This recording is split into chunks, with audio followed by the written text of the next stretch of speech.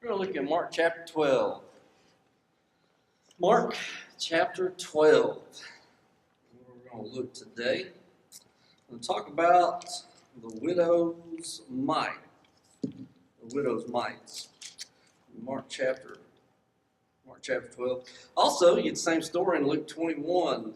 If you want to go back later and look at it, you get the same story in Luke 21. But we're talking today about how to do ministry and not require the credit. This is something I think, most preachers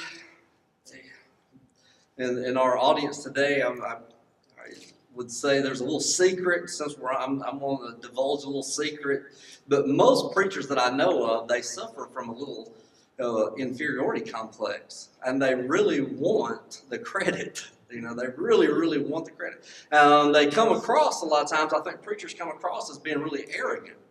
But really, there's a terrific irony in that's covering up for a little inferiority. And really what we want when we do something is I think we really do want the credit a lot of times. Or maybe another way to say it is we really don't want the credit, but we really are offended when we don't get the credit. I think that's what happens to us a lot of times. Here, look with me in Mark chapter 12, starting in verse 41.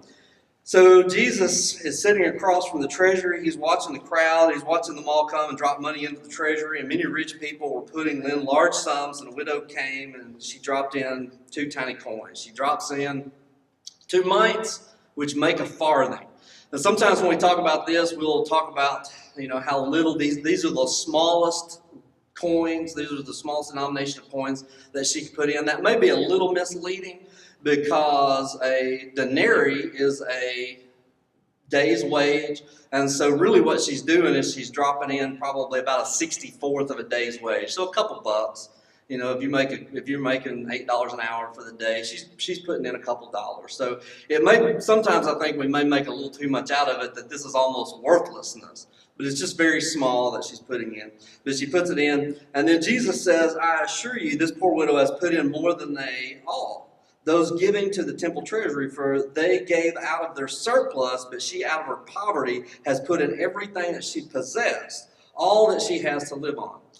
When I read this, usually what I think is when I think about this widow, I don't know how y'all's mind works, but when I think about this widow, what I usually think is this is a terrible idea. This is a bad move on her part. Why would you go into the temple and all that she has is $2 and she's going to drop in her last $2? Is that some kind of act of desperation? And she's like, well, what good is all I've got in the whole world is $2? And so she goes in and she just thinks, you know what? What good is it going to do me? I'm just going to give it to the Lord and go die and starve to death. And really what I expect Jesus to do, I think we read the story sometimes that there's no cognitive dissonance that occurs. The gears mesh up just because we've read it so many times. But really what I expect Jesus to do is when he sees this widow go in and she drops everything that she has into the treasury, I would expect Jesus to say, go and bring that widow lady to me and take out of the treasury and give unto her. Isn't that I may be the only crazy person here, but that's what I expect to have happen. Or I expect Jesus to say, look, this is exactly what I talked about when I talked about the parable of the talents. She could have taken that $2 and invested that money, and she could have gotten a return. Now, that's what I expect to have happen. But that's not what happened. It just seems to me like this is this is a terrible move on her part. She could have at least said, you know what, I'm going to take my $2 and I'm going to go buy bread, and that'll at least get me through for a couple days, and the Lord will be able to bless me, but the Lord helps those who help themselves, so I'm going to take what I have and go try to do the best I can with what I have. But that's not what happens. There's a story, I think it was in a Max Lucado book, that he tells about a doctor in Arkansas, and this doctor, he is working on this lady, and she expires, and he goes and he tells the husband, and the husband goes home. And then one of the nurses is walking by the lady's room, and she sees a little movement. She goes in there and starts hooking all the monitors up, and the lady's heart is beating, and she's alive. And so the nurse is like, oh my goodness. And she calls the doctor and they start working on her. And sure enough, the lady, she comes back and she's laying there in the bed and everything, it looks like is going to be fine. And the nurse is like, you have got to call this lady's husband immediately. And the doctor, he's like, I can't do this. I sent the guy home and told this lady, or I told the husband that his wife was dead. I can't call and say, what am I going to say? And so the doctor he's just in agony, and an hour passes, and the nurse is like, did you call the husband? He's not here. And the doctor's like, no, I didn't call him. I just can't. And so finally the doctor goes in, he calls the husband, and he's like, hey, I need to talk to you about your wife's condition. And the husband's like, my wife's condition? My wife is dead. And the doctor, he can't get out of his own conceitedness for a second, and he says, well, about that, there's been a slight improvement. The problem is, all he can think about is himself. In that situation, that's all he can think about. He's thinking about me when he should have been thinking about something else. Look with me back. Let's flip back through Mark a little bit and get back to Mark chapter 9.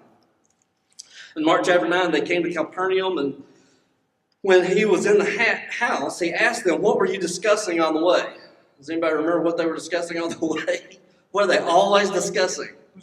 Who's going to be the greatest? That's what they're always talking about. Who's number one? Which one's going to be the greatest is what they're talking about. And so they don't say anything. They all just because they don't, they are all thinking about who's going to be number one. And Mark chapter 10 and verse 35, Jesus there, and James and John, the sons of Zebedee, came and said to him, Teacher, we want you to do for us whatever we ask. I know there are points in Jesus' life when, I can just read it in the text where Jesus, it just doesn't say it, but I know that what happens is Jesus goes, how stupid do you think I am? Look, hey, will you do, I've had little kids come up to me and be like, will you do anything I ask you to do?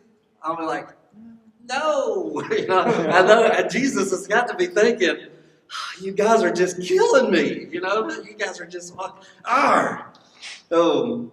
so Jesus, he does what we would do. He says, what is it that you want me to do? And what do they want? We want that when you come into your kingdom, that one of us gets to sit on the right hand and one on the left hand. A little bit further, back on up, and you don't have to turn to this one, but it's in Mark chapter 3, in verse 17, where Jesus nicknames them, and he calls them the sons of thunder. Why are they called the sons of thunder? There is, is it because they're these big boisterous guys or something? I've got a theory on that. My theory is from Matthew chapter 20, and in Matthew chapter 20. Their mom comes up, they're all walking down the road, and their mom comes up and gets down on her knees in front of Jesus and stops the processional and says, I want you to make my sons number one and number two. I want one of them to sit on the right hand and one of them to sit on the left hand. And in my mind, I know this isn't true, but Jesus has to be thinking, you guys are the sons of thunder because of her, That's all they can think about is who can be number one and who can be number two. And everybody else, they're mad at them. Why are they mad at them? Because they want to be number one. All the other disciples want to be number one too. And so they're all mad at these two because they're always James and John are always trying to be number one, and everybody else gets mad at them because they're always trying to be number one. Is it because they're righteously indignant? I don't think so. I think it's because everybody else wants to be number one too. Here in Mark chapter 10.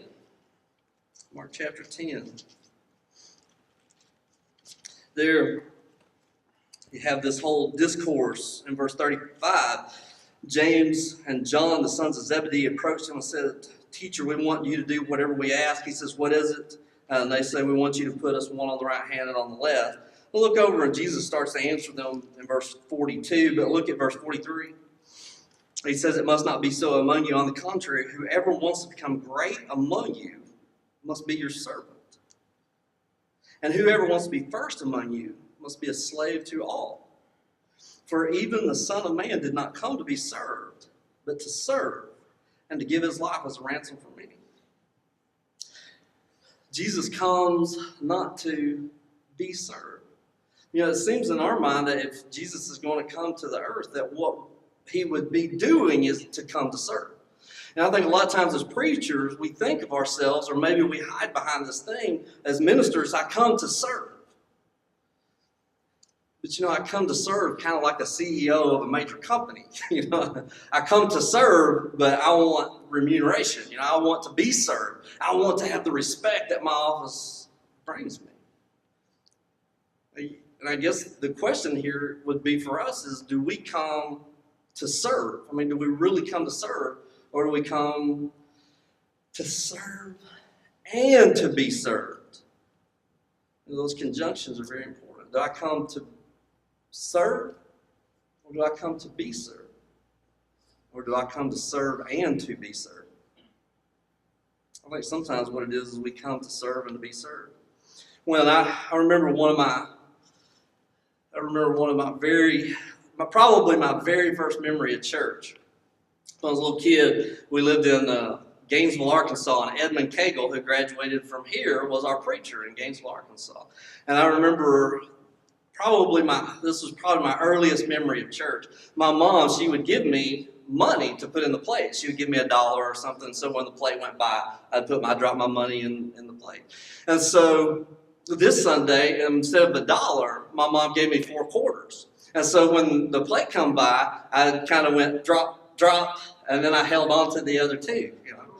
Yeah, and so my mom, she's holding the plate under my hand, but she reaches over and grabs that wrist with her other hand, you know, and she's shaking my hand. And my aunt is sitting on the other side, and my aunt, she's kind of a gruff lady, and she starts slapping the back of my hand, you know, and my mom's shaking my hand, and finally those other 2 coins, you know, drop out of my poor little hand, and then they pass the plate on by. And so later my aunt, she's like, "What were you doing? Why did you do that?" And I said, "Well, I wanted a Coke, you know. I wanted a Coke." And so my aunt laughed. She's like, "We would have bought you a Coke, you know." But my mom, she didn't think it was funny at all. My mom was so proud of me, you know. She was so proud of me. But as a little kid, I remember I'm thinking like, you know, I know a Coke then it was 50 cents. And so I know if we went to the Glover's store, you know, I could get a Coke for 50 cents. And so the collections plate's coming by. Now, my mom and dad at this point in their life, they're probably giving 2% of their annual income to the Lord, right? And here I am, I'm a 3 or 4-year-old, and I'm giving 50% of my total income is $1 a week, you know? So my total income is $1 a week. And so I'm thinking, this ain't bad, right? I mean, I'm giving the Lord half of my total income, you know? And they're slapping the back of my hand, trying to make me let go of the rest of it. I only get $1 a week. Like, does the Lord really not want me to have a Coke? You know, is that really how it works? Well, that's why I don't understand the widow's mite. All right? Because all I can think about is me. The reason I don't get the widow's mite story is because all I can think about is me. If it was me in her condition, if I'm there, you know, what I'm going to be doing, like, this is my last $2. Look at this temple. Do they need my last $2, really? They need my last $2. No, I ought to be calling the priest over and say, "Hey, look, y'all need to be giving the money to me. The temple doesn't need more money. I need money." Because all I can think about is me. If I ask you, what is like the greatest sporting event in all of history? Like, what is the greatest feat of athleticism in all of history? Now, I'm sure we go around the room and we'd have a couple different answers, but I'm going to make a case for one that happened in 1973. Maybe some of you, this is a rather famous picture because there are a few things in sports that you do not do. One of the ones, if you want to get all the baseball players mad, hit a home run and then stand there and watch your home run go over the fence and watch what happens. You Google that because that's usually the start of a fight because that's a no-no. You don't do that. So here's one that you don't do. If you're a jockey on a horse, you do not turn around and look at the people behind you. Now, this is a rather famous picture because this is Secretariat, and the jockey is on the horse, and he turns around because he said in his interview that he heard all the other horses fall away, and he just could not help himself. He looks over his shoulder to see how far the lead is. Maybe, I don't know if y'all How many of y'all have heard or read or seen? Have you anything on Secretariat? It's absolutely an amazing thing. The race before this, Secretariat, he loses a couple races. Every time he loses a race, he comes back and sets a world record. Every time. The race before this and the Preakness, he comes out of the gate dead last, starts running, and passes every single horse on the track and sets a world record at the Preakness. This is the Belmont Stakes. It's the last of the Triple Crown, the greatest feat in sports. A lot of people say there have only been 50 Triple Crown winners ever. No, that's not right. I can't remember exactly how many. But on this one, in each one of the Triple Crown races, Secretariat sets the world record every time. On this one, and Sham, it races every time against him. There's a book written about Sham. Sham is the second horse there. On this one, all the people that are sitting in the stands, they really want the horse to win the Triple Crown. But they know the pace that they're setting right here. Secretariat's a sprint horse. This race is going to be 1.5 miles. And so they know the pace that they're running right here is the pace that will kill the horse. The horse literally will run so fast that they will die. So they tell the jockey the horse knows what he wants to do. You let the horse run.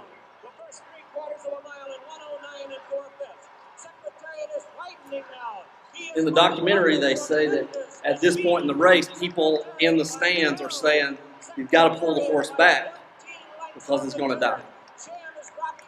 It looks like they'll catch him today as Mike Allen and Twice a Prince are both coming up to him now. But Secretariat is all alone. He's out there almost a 1/16 of a mile away from the rest of the horses. Secretariat is in a position that seems impossible to catch.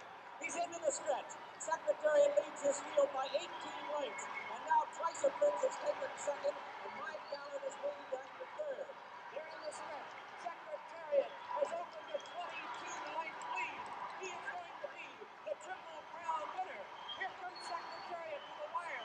An unbelievable, an amazing performance. He hits the finish 25 lengths in front. It's going to be Twice a Prince second. Mike Allen third. I don't know why it is, but almost every time I watch that, to me, there's something emotional about it. I don't know what it is, but every time I watch that, there's just something there's just some visceral reaction that I get from watching it. He sets the world record. He beats them by 31 lengths. He beats every other horse by 31 lengths. Sets the world record by almost 3 seconds. Almost 3 seconds. American Pharaoh just was the Triple Crown winner. They say if you line them up and run them together, that Secretariat beats American Pharaoh by almost 2 seconds. It's crazy. It's just absolutely insane. One of the documentaries that I watched about Secretariat one time, the guy on the documentary says something to the effect of, God made Secretariat for us to marvel at. But that's not really true. God made Secretariat so we would marvel at God, not so we would marvel at the horse. And God made you so that you would marvel at God, not so that we would marvel at ourselves. Now, I think that what we do is we spend our time serving ourselves. But God didn't create you to serve you. God created you to serve Him. God didn't create you to marvel at you. God created you to marvel at Him. Back in Mark chapter 12, there, if you'll notice what happens just before the story of the widow's mite. He's sitting across from the temple treasury and he's watching how the crowd's coming and dropping in their money. But go back up just a few verses and look at verse 38. He also said in his teaching, beware of the scribes who want to go around in long robes and who want greetings in the marketplace, the front seats in the synagogues, and the places of honor at banquets. They devour widows' houses and say long prayers just for show. These will receive harsher punishment. I can't help but wonder if it's not about her. What if the story is not about the widow's mite at all? What if it's not about her? What if it's not so much commending her as it is condemning them? What if it's not about her at all? And what if she knows that it's not about her? It's not about her. Why does she go do it? Because she's not thinking about her. Why do they go do what they do? Because they are thinking about them. I think most of the time I'm still that little 4-year-old, and I've got something in my hand and it's being shaken over the plate, but there's something that I want to hold on to because there's something I don't want to give to God because I'm still thinking it's about me. What we need to do is we need to get outside of our own head and quit thinking about me and start thinking about God. God didn't create us to marvel at us. And he didn't create us so that we would have other people marvel at us. He created us so that we would serve other people so that they would marvel at him.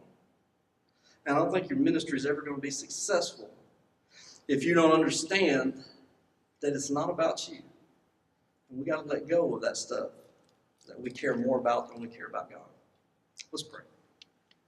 Wonderful Lord in heaven, we thank you so much for your kindness and for your blessings. And I pray, Lord, that you'd help each one of us to understand it's not about us and that we are to be servants. Help us, Lord, to understand that we're here to serve other people, not to be served. And help us, Lord, that we would go into this world to serve and not to be served. Thank you so much. It's in your wonderful Son's name, Jesus, that we pray. Amen.